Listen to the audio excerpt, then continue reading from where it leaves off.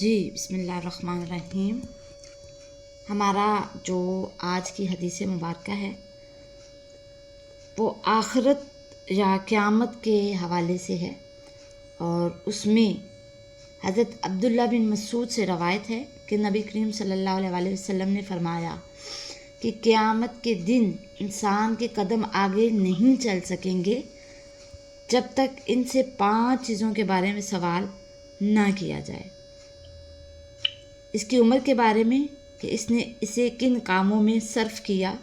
اور اس کی جوانی کے بارے میں کہاں سے کن کاموں میں جو ہے وہ اس نے اس کو جو ہے وہ لگایا، اور اس کے مال کے بارے میں کہ اس نے اسے کہاں سے کمایا اور کہاں خرچ کیا، اور جن باتوں کا اسے علم تھا ان پر کہاں تک جو ہے وہ عمل کیا۔ یہ تمام چیزیں جو ہیں وہ آج ہم اس حدیث مبارکہ میں ڈسکس کریں گے۔ سب سے پہلا جو سوال وہ انسان کی زندگی یا عمر کے حوالے سے ہے، ٹھیک ہے۔ اس حدیث مبارکہ میں اللہ تعالیٰ کی طرف سے دی گئی نعمتوں کی اہمیت کا جو ہے وہ ذکر کیا گیا ہے، اور یہ واضح کیا گیا ہے کہ اللہ تعالیٰ نے انسان کو جو نعمتیں دی ہیں اس کا باقاعدہ احتساب ہوگا، اور نعمتوں کے تقاضوں کے متعلق سوال ہوگا۔ اور حدیث کے مطابق یہ جتنی بھی نعمتیں ہیں وہ ویسے تو بہت ساری نعمتیں ہیں، لیکن ہم نے اپنے ٹاپک سے ریلیونٹ یعنی کہ جو حدیث مبارکہ میں بیان کی گئی ہیں وہ 5 ہیں، جیسے کہ زندگی اور جوانی کے حوالے سے کہ انسان کو قیامت کے روز اپنی زندگی کا حساب دینا ہوگا۔ اس سے پوچھا جائے گا کہ اس نے فرائض پر کس حد تک عمل کیا، محرمات سے خود کو کس حد تک بچایا، محرمات کہتے ہیں جو حرام چیزیں ہوتی ہیں، اور عمل بالمعروف اور نہی عن المنکر کا فریضہ کب اور کس طرح جو ہے وہ سر انجام دیا، جہاد کس حد تک کیا۔ جوانی میں انسان بالعموم ان چیزوں کی پرواہ نہیں کرتا، اور وہ سوچتا ہے کہ ابھی زندگی بہت باقی ہے، بڑھاپے میں توبہ کر لی جائے گی۔ اس طرح عموماً انسان جو ہے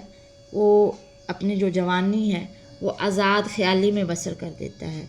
خواہشات نفسانی پر کنٹرول نہیں رہتا اس کا، اور پھر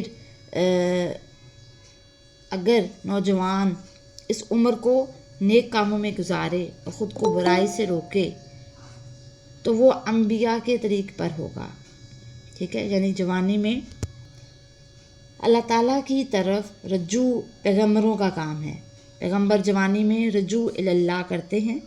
کیونکہ ان کی حفاظت خود اللہ تعالیٰ فرماتے ہیں، اور بڑھاپے میں تو ظالم بھیڑیا بھی جو ہوتا ہے اس میں بھی سکت نہیں ہوتی جسم میں، اور وہ بھی اپنے جو شکار ہیں وہ کرنا چھوڑ دیتا ہے اور پرہیزگار بن جاتا ہے۔ اب اس کے بعد اگلا جو سوال ہے، سوال نمبر 3 اور 4، یعنی کہ اس سے پوچھا جائے گا کہ انسان نے اس دنیا میں جو مال کمایا تھا اسے کہاں خرچ کیا۔ اسلام کا معاشی نظام جو ہے وہ دنیا کے دوسرے نظام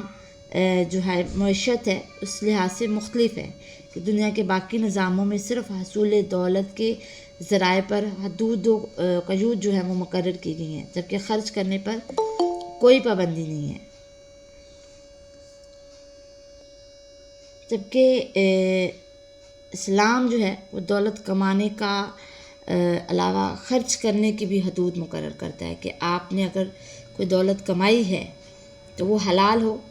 اور اس کی کمانے کی کچھ حدود و قیود ہوتی ہیں، اور اسی طرح خرچ کرنے کی بھی جو ہے وہ حدود و قیود اسلام نے مقرر کی ہیں۔ اور اسی طرح قیامت کے روز 4 طرح کے لوگ ہوں گے، ایک وہ جو کہ جائز ذرائع سے کمانے والے اور جائز مصارف پر ہی خرچ کرنے والے، نمبر 2 وہ لوگ جو جائز ذرائع سے کمانے والے ہوں گے لیکن وہ ناجائز مصارف پر خرچ کرنے والے ہوں گے، نمبر 3 جو ہے ناجائز ذرائع سے کمانے والے اور ناجائز مصارف پر خرچ کرنے والے، نمبر 4 ناجائز ذرائع سے کمانے والے اور جائز مصارف پر خرچ کرنے والے۔ یہ جتنی بھی اقسام ہیں یہ میں نے آپ کے ساتھ ڈسکس کی خرچ کرنے کے حوالے سے اور کمانے کے حوالے سے، تو آپ سب کو اپنا محاسبہ کرنا ہے کہ آپ لوگ جو ہیں وہ کس ذرائع سے کمائیں گے اور کن مصارف پر جو ہے وہ خرچ کریں گے۔ لہٰذا جائز ذرائع سے اس دنیا میں جو ہے وہ دولت کمانی چاہیے اور جائز مصارف پر ہی خرچ کرنی چاہیے، اور جو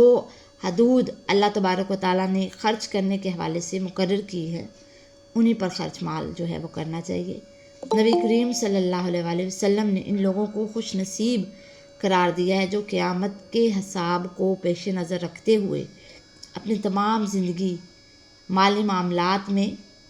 اسلامی احکام پر عمل پیرا ہوتے ہیں، اور یہ بات ذہن پیش نظر رکھنی چاہیے کہ حرام کا جو مال ہوتا ہے وہ انسانی زندگی کا سکون تباہ کر دیتا ہے۔ ہمارے ہاں عام طور پر جو لوگ ہیں وہ دولت کے حوالے سے اس کو سکون کا ذریعہ جو ہے وہ قرار دیتے ہیں، لیکن جب یہ چیزیں حرام کے ذرائع سے اگر ہم کمائیں گے اور حرام ہی کے کاموں میں خرچ کریں گے، انسان کا سکون جو ہے وہ تباہ و برباد ہو جاتا ہے۔ ٹھیک ہے، پانچویں جو چیز ہے وہ جس بارے میں سوال پوچھا جائے گا کہ انسان نے اپنا علم جو ہے اس کے مطابق کس حد تک عمل کیا۔ حدیث میں جو ہے رسول اللہ صلی اللہ علیہ وآلہ وسلم نے ایسے علم سے پناہ مانگی ہے جس سے انسان فائدہ نہ اٹھا سکے۔ ٹھیک ہے، اور آپ نے یہ بھی فرمایا کہ عمل کے بغیر علم جو ہے وہ وبال اور ہلاکت ہے۔ اسلام میں اگرچہ اصول علم کی بہت ترغیب دی گئی، لیکن اس کے ساتھ ساتھ غیر نفع بخش اور بے مقصد علم کی حوصلہ شکنی بھی فرمائی گئی۔ اسی طرح علم اور عمل کا آپس میں بہت گہرا تعلق ہے۔ حضرت سید عثمان علی حجویری جو کہ کشف المحجوب میں جو ہے وہ فرماتے ہیں کہ اس دنیا میں سب سے مشکل کام اپنے علم کے مطابق عمل کرنا ہے۔ ایک عالم کو جو ہے وہ اپنے علم پر عمل کرنا بھی ضروری ہے، با عمل جو ہے وہ عالم ہونا ضروری ہے۔ اب اگر آپ کا علم ہے اور آپ اس پر عمل ہی نہیں کرتے تو وہ علم جو ہے وہ آپ کے کسی کام کا نہیں ہے، اور ہمیشہ